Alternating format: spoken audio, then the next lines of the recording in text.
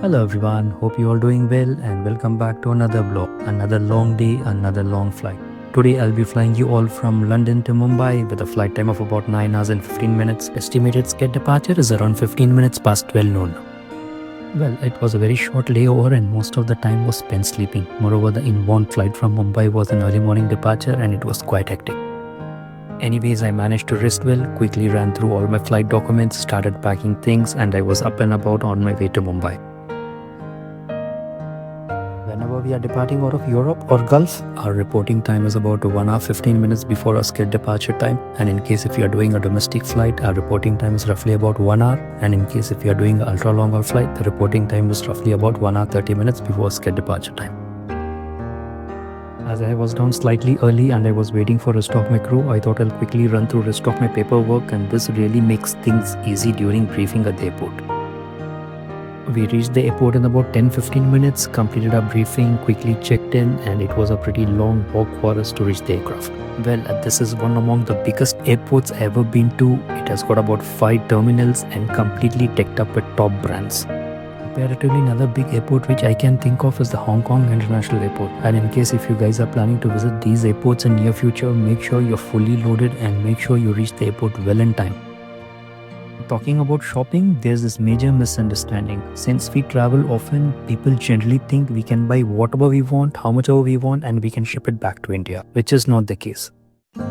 Today, let me clear it for you. As an airline crew, flight crew, we are always time bound, and in airports from where we depart, especially international airports, we have departure slots, and this slot is so important we can't afford to miss it. In case if we miss this slot and if we don't depart on that particular time slot, the airline gets severely penalized.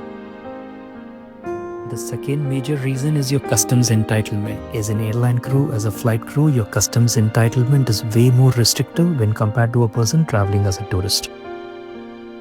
Also, at the first point of entry into India, even our bags get scanned so that we don't exceed our entitlement. And if I remember it right and if my figures are updated, for perishable goods, it's anywhere between $10 to $12. Since the hotel was about 10 to 15 minutes away from the airport, we reached the airport pretty early, because of which we had some extra time to shop. I just happened to pick up some chocolates for my family, and luckily the counter wasn't that crowded, which is generally not the case. And as per the rules, you are supposed to validate your travel itinerary by flashing your boarding card or your passport or any other travel document, and you're not exempted in spite of being a flight crew in uniform.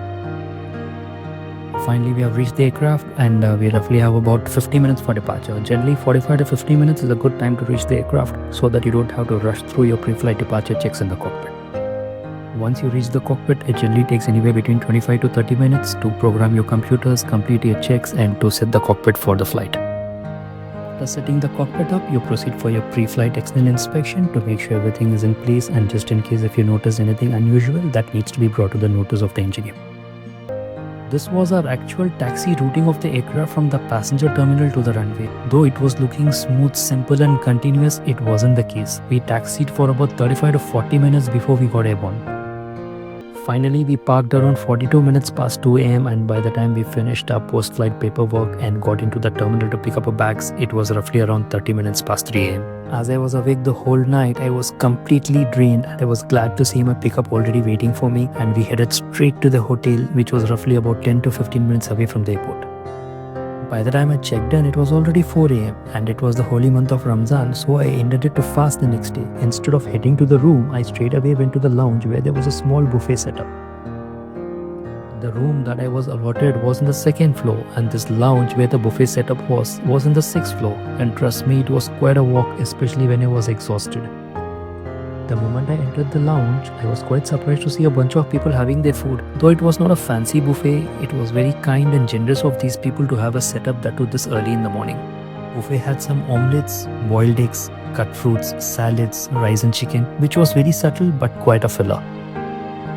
So that's how my platter was looking, and I just had about 15 minutes to wind up my meal. And this 15 minutes cutoff was not only for me but for everybody in the lounge, and I can literally see everybody shoving the food down their throat. Of course, there were also a couple of desserts on the display which I was craving for, but because of the time constraint, I couldn't have it.